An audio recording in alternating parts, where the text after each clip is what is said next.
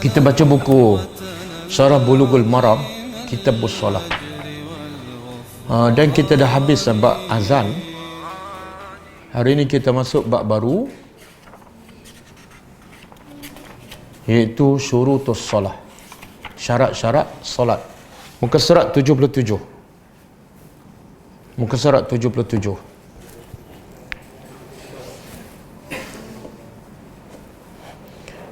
Okey. Bab yang keempat, syarat-syarat solat. Definisi syurut. Syurut ialah kalimah jamak plural kepada kalimah syartun. Kalau satu syartun, orang Melayu panggil syarat. Syarat itu sebenarnya bahasa Arab. Kalau banyak, syurut. Dari sudut bahasa, syartun bererti tanda ataupun alamat. Syarat-syarat ni makna dalam bahasa Melayu ialah tanda. Dinamakan syarat kerana menjadi tanda ataupun alamat ke atas sesuatu yang disyaratkan. Contohnya firman Allah Ta'ala dalam surah Muhammad ayat 18. Allah kata, faqad jaa asyratuha. Telah datang syarat-syaratnya apa? Iaitu tanda-tanda kiamat. Jadi syarat ni mana asalnya ialah tanda. Okey. Dari segi bahasa lah. Dari segi istilah syarat, syarat bermaksud sesuatu yang menentukan sah sesuatu hukum ataupun ibadat. Contoh yang kita akan belajar ni syarat sah solat.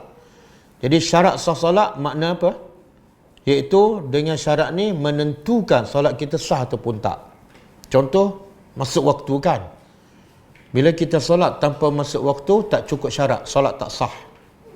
Nak memastikan solat kita sah, kena pastikan masuk waktu. Oleh itu syarat solat bermaksud sesuatu yang keabsahan solat bergantung kepadanya. Sebagai contoh, antara syarat solat adalah masuk waktu. Oleh itu, selagi belum masuk waktu, maka solat tidak diwajibkan. Walau bagaimanapun, sekiranya masuk waktu solat, belum pasti wajib solat sekiranya ada halangan. Bila masuk solat, menunjukkan wajib solat, kan? Tapi tak mestinya ada syarat, iaitu masuk waktu, tak mestinya solat jadi wajib. Contoh, bila masuk waktu wanita tu uzur, wajib tak solat? Tak. Ulama bersepakat bahawa solat mempunyai syarat-syarat tertentu yang wajib dipenuhi. Jika tidak, maka solat tidak sah kecuali sekiranya ada keuzuran. Syarat solat juga dianggap sebagai pendahuluan kepada solat dan bukan sebahagian daripada solat. Syarat sah solat ni bukan sebahagian solat. Dia sebagai macam prasyarat lah. Dia bukan sebahagian daripada solat. Dia hanya sebagai syarat untuk memastikan solat itu sah ataupun tidak. Hal ini bermakna syarat-syarat solat wajib dipenuhi sebelum menunaikan solat. Jadi syarat sah solat berlaku bila? Sebelum solat. Ia berbeza dengan rukun. Rukun solat merupakan sebahagian daripada solat. Syarat solat terbagi pada dua. Jadi syarat solat terbagi pada dua. Pertama, syarat wajib solat. Yang kedua, syarat sah solat. Syarat wajib solat apa dia? Syarat yang menyebabkan orang tu wajib solat. Pertama, Islam dulu. Islam dulu. Kalau tak Islam, balik tak wajib solat. Yang kedua, balik. Kan? Jadi wajib solat bila balik kan, Islam dan balik. Tapi Nabi perintah kepada mak bapak ajak anak solat ketika balik ke ketika belum balik? Ketika umur berapa? 7. Kenapa wajib solat, wajib ajar anak ketika dia belum balik, sedangkan wajib solat ketika balik? 7 tahun kan, balik biasa berapa lama? Umur berapa ketika balik? 15 lah, kata 15 kan. Jadi kalau kita ajar masa 7 tahun, berapa tahun lagi untuk dia wajib solat? 8. Kenapa perlu ambil masa 8 tahun sebelum anak kita wajib solat? Kenapa ambil masa 8 tahun nak mendidik dia? Apa hikmah dia? Kan? Kenapa? Yalah, latihan takkanlah sampai 8 tahun. PLKN pun 3 bulan je. Ha? Kenapa sampai 8 tahun? Ha? Apa dah?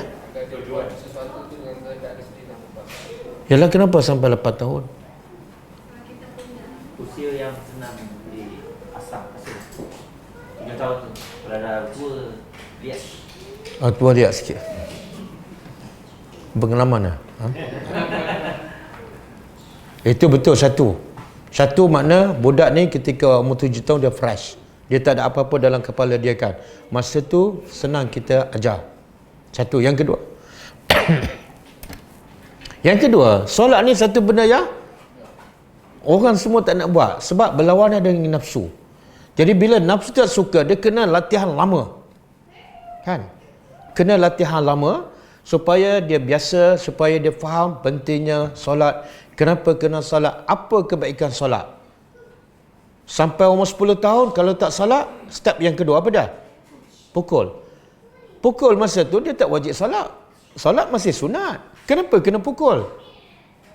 Supaya dia faham solat ni sangat penting, tak boleh tinggal. Dan supaya bila sampai umur balik 15 tahun, cuba bayangkan kalau betul-betul kita ajar anak kita ketika umur 7 tahun, dia dah faham kepentingan solat, kenapa kena solat, apa kebaikan solat. Dan bila tak solat 10 tahun kita pukul, dia pun faham kenapa kena pukul. Sebab apa? Bukan masalah mak tak suka, tapi Tuhan tak suka. Supaya apa? Bila umur betul-betul wajib, solat dia dah sempurna. Dia tak akan tinggal dah.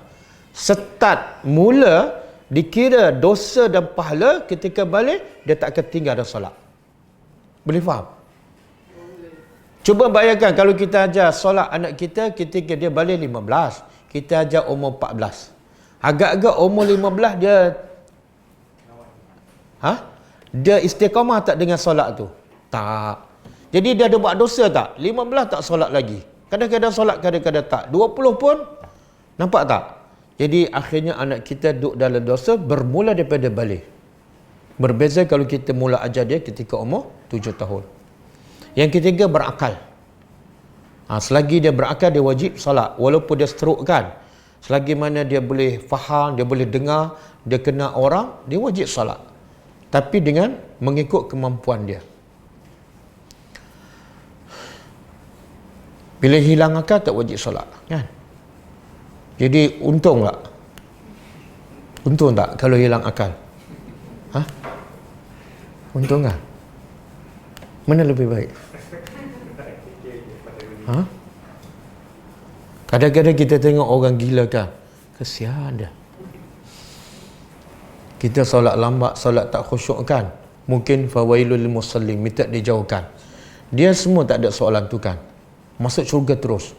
Kalau dia mula gila ketika umur balik, dan masa mati pun gila kan, ahli syurga tak?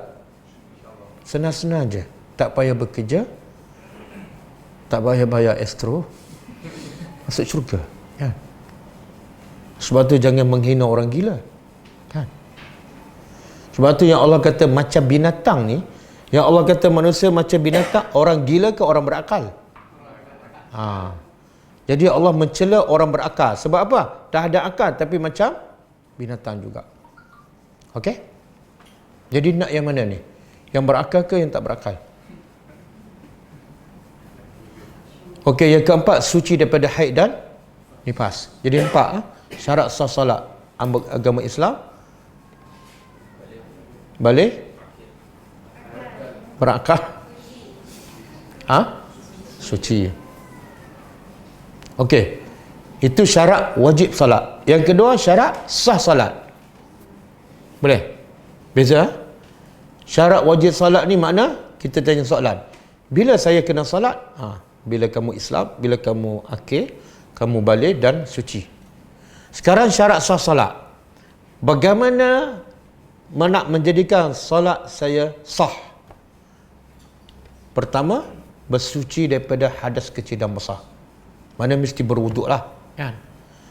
Yang kedua, suci tempat, pakaian dan tubuh badan daripada sebaran najis yang tidak dimaafkan.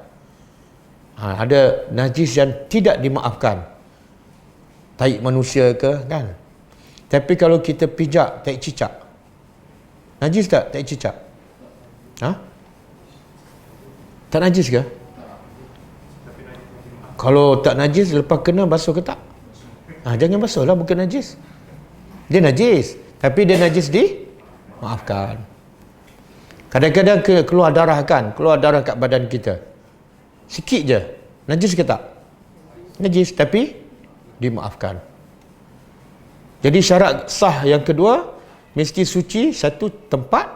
Yang kedua pakaian. Yang ketiga, badan kita. Okey, kalau kita solat, badan kita dah bersih, pakaian dah bersih, sejadah pun bersih. Tapi bawah sejadah tu ada tai kucing.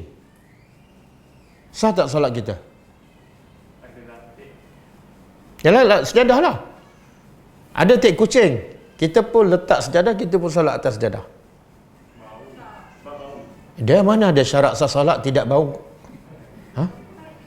Apa dah? Tempat. Tak, kita tak sujud atas tai kucing. Kita sujud atas sejadah. Sah ke tak?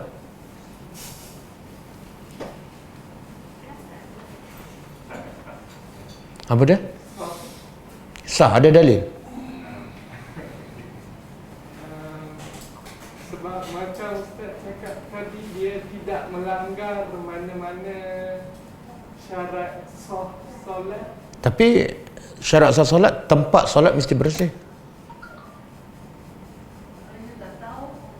Ini tahulah, memang tahulah. Saja letak atas tai kucing tu. Tak boleh lah. Tak boleh, tak sah. Wah, tadi sah, sekarang tak sah. 1 minit dah bertukar.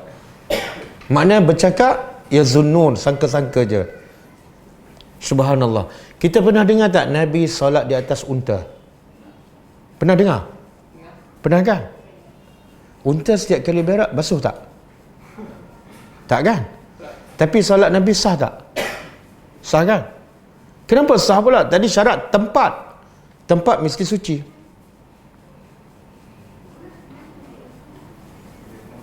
Kita kalau naik unta ke naik keledai kan, wuduk dah ada, dah masuk waktu duha, kita solat tak atas unta tu?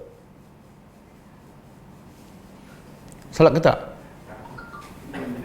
Entah solat tak? Yalah, kalau andaikan solat ke tak? Kenapa was-was?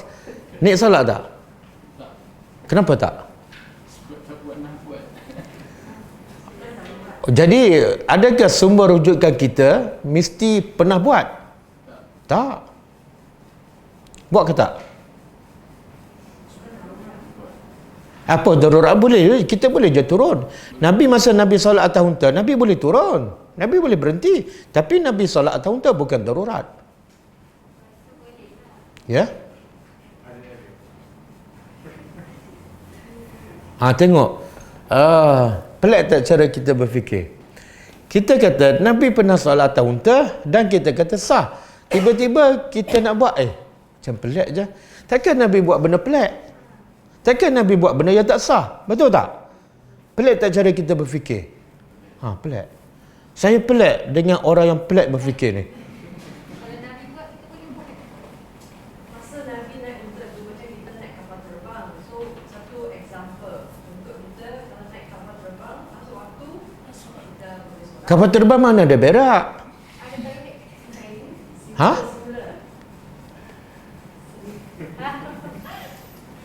Dia kalau Nabi solat atas keledai ataupun unta, tempat buang najis tu jauh tak dengan Nabi? Dekat. Dan tak pernah basuh, betul tak? Mana ada unta sudah berak basuh?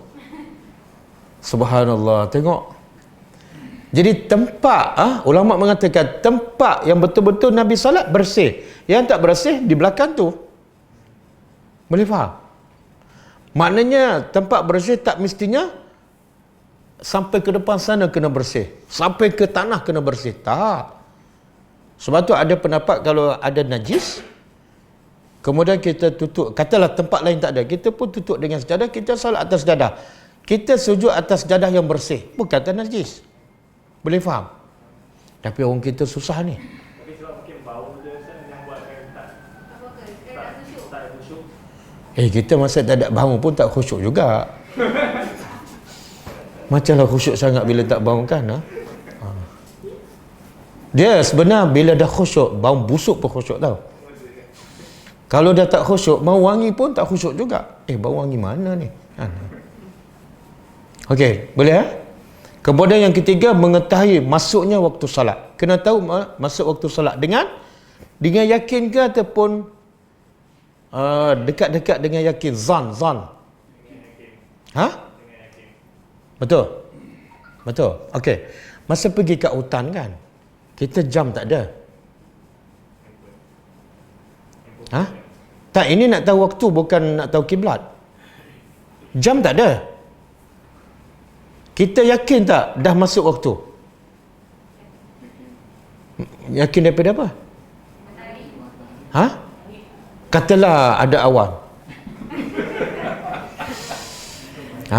Sebab itulah dia satu benda yang mustahil. Kita yakin 100% masuk waktu, mustahil. Sebab tu kata ulama, dia dekat-dekat yakin pun dah boleh solat. Kita tak ada jam, tak ada apa, mana boleh kita yakin 100%. Okey. Yang keempat, mesti menutup aurat.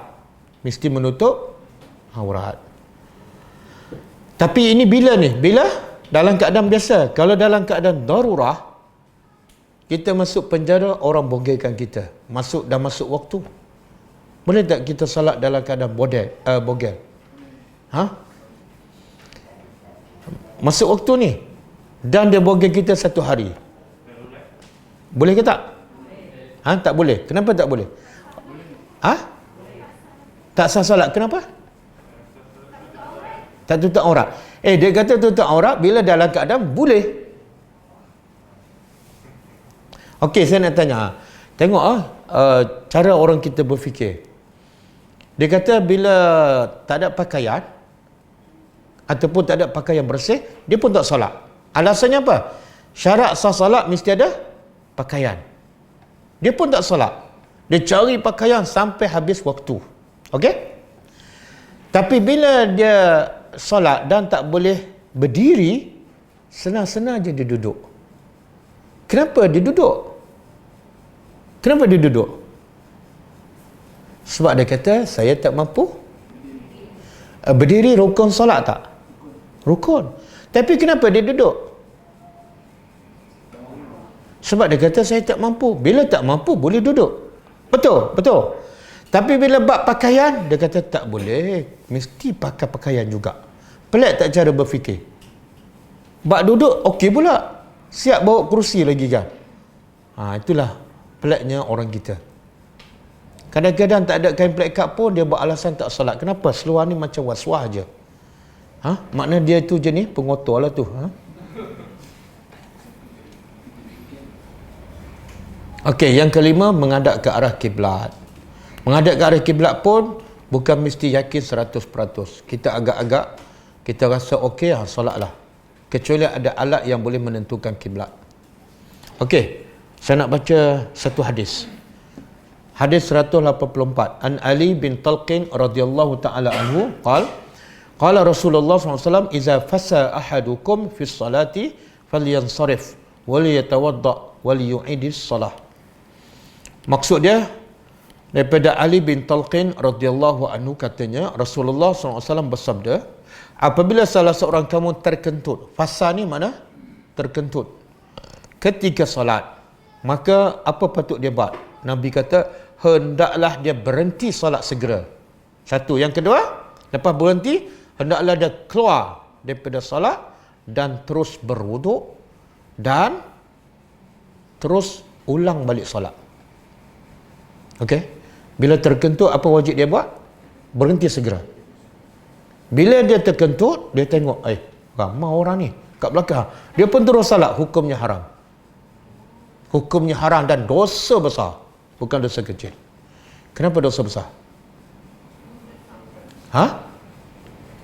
Sebab dia bermain-main dengan Tuhan. Syarat nak sembah Allah mesti berwuduk. Tiba-tiba dia dah batal wuduk, dia solat lagi, dia berlakon depan Tuhan. Dosa besar. Mempermainkan Tuhan. Lepas tu bila dah terkentut, jalan dia keluar.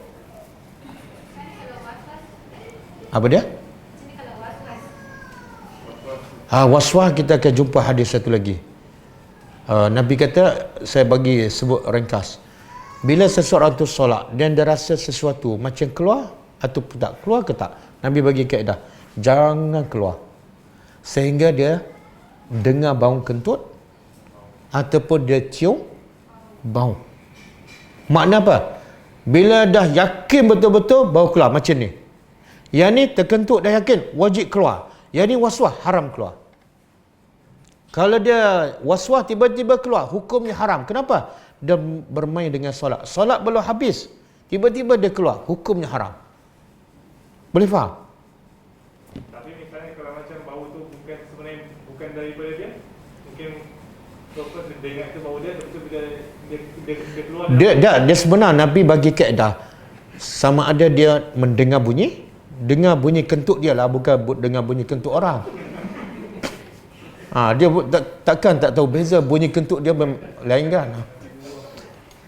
Yang kedua dia cium bau. Sebenarnya Nabi bagi dua ni bukan mesti dua. Maksudnya Nabi nak bagi tahu sehingga kamu yakin. Macam mana nak yakin? Salah satu, sama ada dengar kan, ataupun bau, ataupun apa saja. Kadang-kadang tak dengar, kadang-kadang tak bau, tapi dia rasa keluar, yakin wajib keluar kan.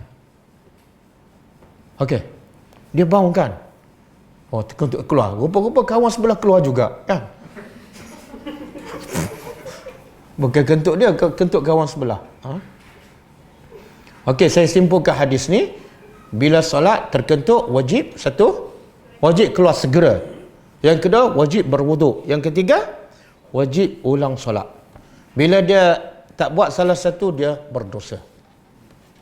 Okey, cukup اقرأ كتاب الله ترق جنانه وتنل عظيم الأجر والغفران